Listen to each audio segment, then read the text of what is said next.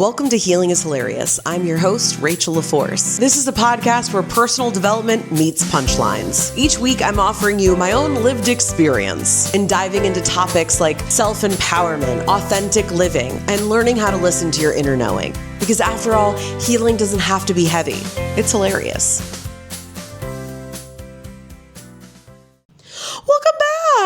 Welcome back to Healing is Hilarious. I'm your host, Rachel LaForce.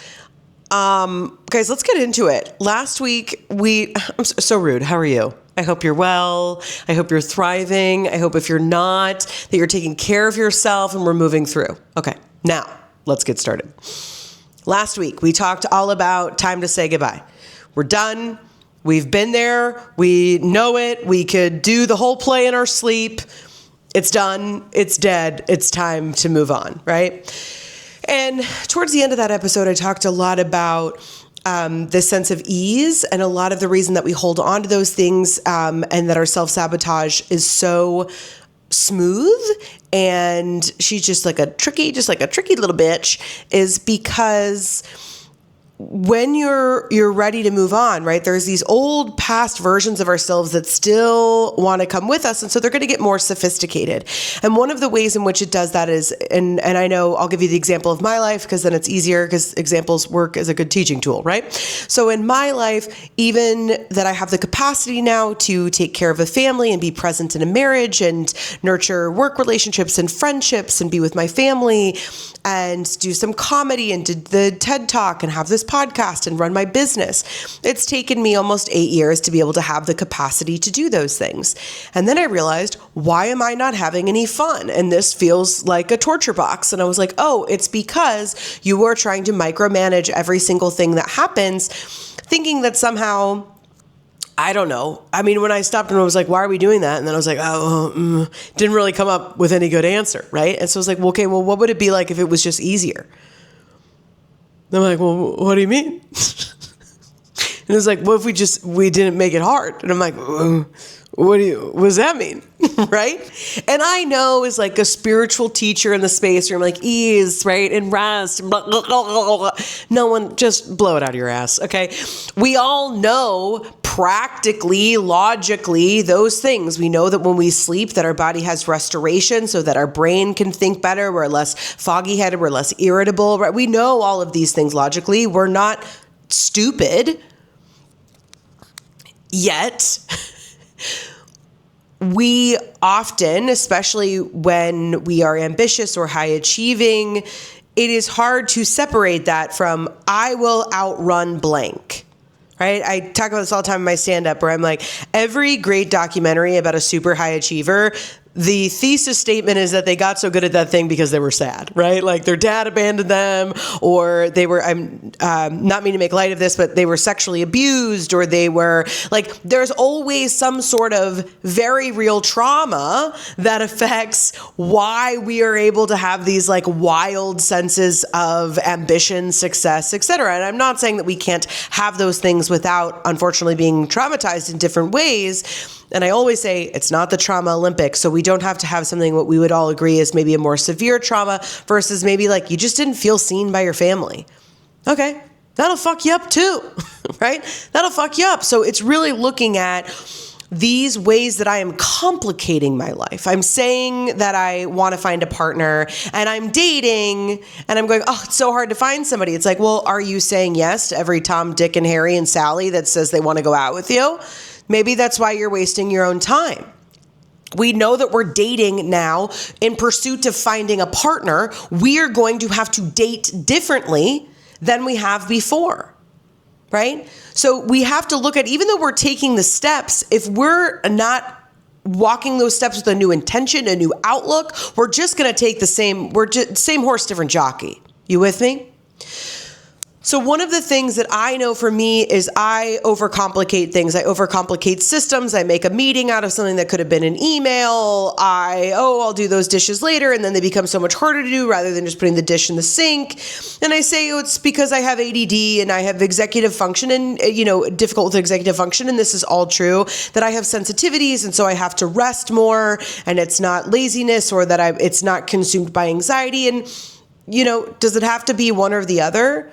The reality is I overcomplicate things rather than making executive decisions on things, literally and just, figuratively, out of, I don't want to make the wrong choice, so I should just think about it more, right? Because that always helps. We don't have to overthink it. We have to make a plan, and then you have to stick to the plan long enough to see if the plan worked, right? One of the joys and the blessings of being so creative is we could create all day long without thinking. Now, one of the ways in which we get in our own way is because we are so creative, it's hard for us to stay on the same thing, especially for those of us that are, ADHD or anything within the spectrums of autism or depression. I mean, any of these spectrums, right? Where it does make things a little bit more difficult. Our brain works differently. Great. Then what do we do to support that?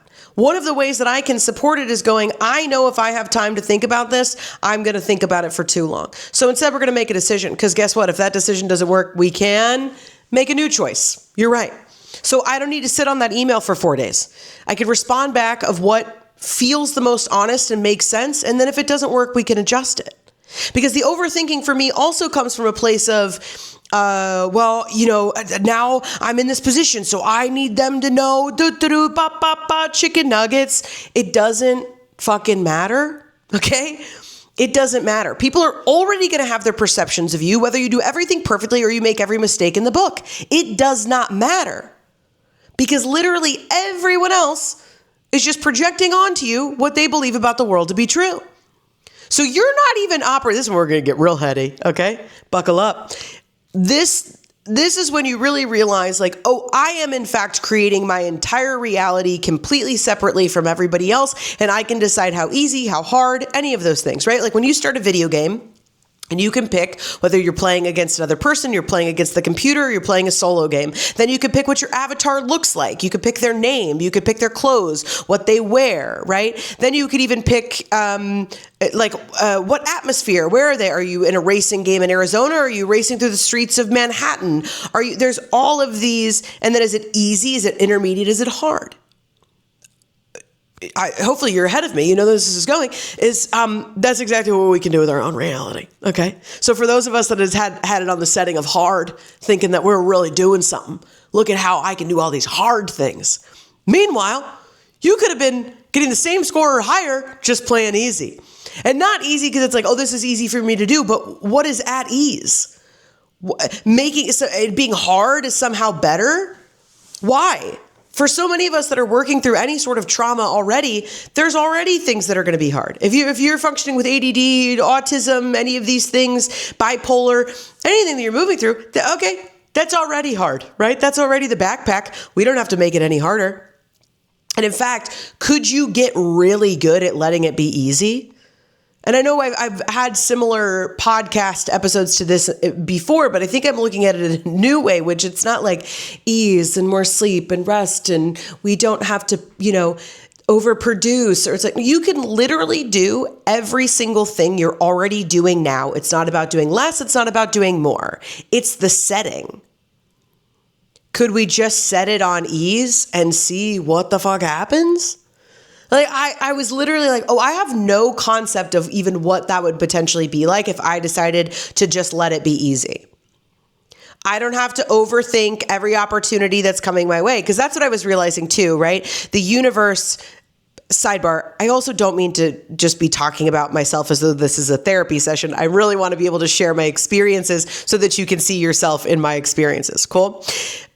I was realizing a lot of the opportunities that are presenting themselves on a physical level for me right now are very similar to the opportunities I had roughly around 2012, 2013, 14, 15, 16, right? Right before just that real nice rock bottom that I created for myself. So around that time, really big commercial opportunities.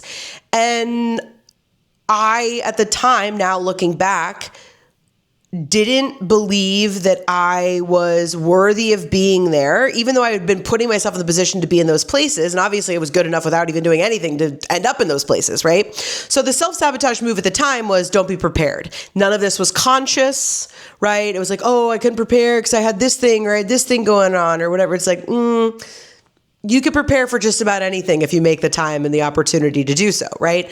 And I was noticing now with some of these new opportunities coming around, I'm like, oh my God, like it's doing it again. Like the universe, like it's never over. And now I'm getting all these new opportunities. And so I was coming into them with a new way of being. But then I also very quickly realized, I'm like, oh, but now I'm overthinking them in the opposite.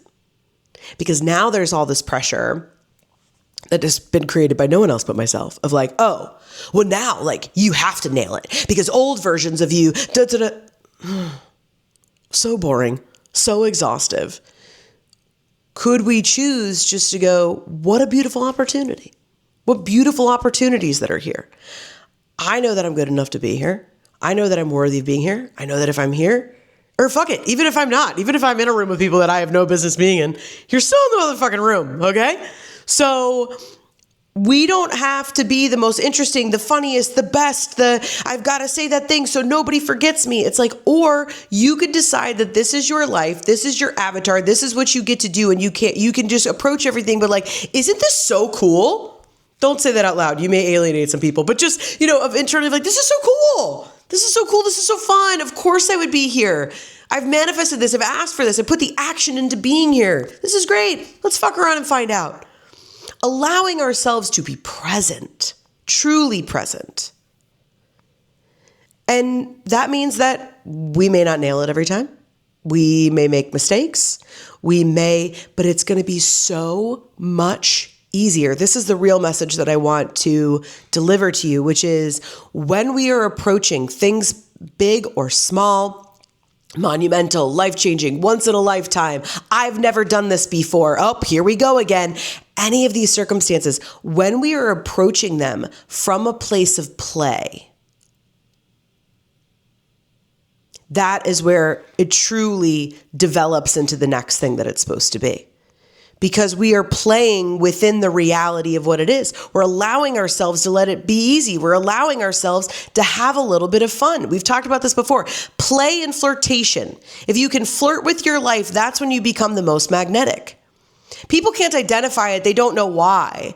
But people who look like they're just having fun, they've figured out a way to just really play it like a video game. They're undeniable. Because everybody's going, what are you doing? The only thing that they are doing any different, they are not any more worthy than you, more beautiful, more da-da-da-da. None of that matters. The ultimate hack is they've figured out, for some of their own reasons, it doesn't mean that it's a healthy way of doing it, right? We could also be playing from a sense of self-sabotage, but ultimately that frequency, that energy is just about trust. And for me in this season, ease is about trust. It's not, oh, I want everything to be easy. No. She's been in the game too long to know that that's not real. But it doesn't mean it has to be hard. So what I want to leave you with over the next couple of weeks, again, we're going to move through this experiment from now until next March. And it's going to involve 19 times between now and then, because if you've been doing this work long enough, you know that you're one person one day, the next day you wake up and you're like, oh my gosh, I feel like a whole new person, right? And that's growth. That's what it does. And so we are going to take many different shapes between now and March, but we're really going to be building the essence of what we're wanting to do from now until then, from last week's episode, this episode, and the next two. These four. This is the frequency that I want us to stay within to really figure out, what do you want this new identity in this new world, all these new opportunities, these new relationships, everything that's going to come into your world? How do you want to participate in it? Be in it. Be in the moment. So I want you to sit and I want you to think about the ways in which you're making things more difficult. What are things that you wish were easier? That's another way of looking at it. Let's reverse engineer it, because you probably don't realize the ways in which you're making things harder, right? So one of the ways is like, oh, I wish blank was easy. I wish making money was easier. I wish finding a partner was easier. I wish communicating with my partner was easier. And any of these things. And then we can start to reverse engineer it and look at it and go, okay, well, why do I think that making money is hard? What am I doing right now that's making it hard? And I want to be careful with this, because everybody that's money is a frequency, and I believe in all these things and money blocks and everything else. I also know that I've been the bitch listening to podcasts like this, driving from Hollywood to Santa Monica to wait tables. Okay. you may be in a place right now where like you are doing the best you can to get you to the next place. That is a different thing than trying something and being like, well, this is just too hard, and you're creating your own blocks. Those are two different things. Just for 2027 Rachel version of that, we've got to be clear on that, okay? So I want us to really write that down and start to become familiar with it, because over the next couple weeks, as you're going to do things, and you're going to be able to you're going to coming back to those things that feel hard, or the things that you're overthinking, or you're going to find yourself sitting on that email for too long, or you said yes to this person on Hinge, and then you went out with them and you're like, it was a fucking total waste of my time. I knew that. We're going to start to notice these patterns. So we don't even need to worry about how we're going to change them, what we're going to do, because then that gets too overwhelming and then we're micromanaging it all over again. We're just going to start to notice the way in which we are making things harder when the easier option is just to let it ride. Cool. We're going to keep coming back to this one. I'm excited. I'm excited to hear from you. As always, you can go and read the blog this week that is talking more about this in depth, sharing more of my stories. Some of those journal prompts will be more clear, written out right there. Also, if you're not on my monthly newsletter, come on, girly pop, jump on that newsletter. I'm so excited to have you. We will put the link to join in the show notes. You can check that out. But for right now, drink some water. You probably need to. Relax that jaw. You probably need to. And push those shoulders back, because you probably need to. All right. Tune out, tune in. Love you, mean it. Well, I don't know about you, but I sure as hell feel better. Thank you so much for tuning in to Healing is Hilarious. If you've enjoyed today's episode, please take a moment to subscribe, rate, and leave a review on your favorite podcast platform. Your support helps me reach more listeners on their healing journeys. Ready to dive deeper? Check out my TEDx talk on YouTube. Just search Rachel LaForce TEDx for more insights and laughs. Until next time, tune out, tune in. Love you, mean it.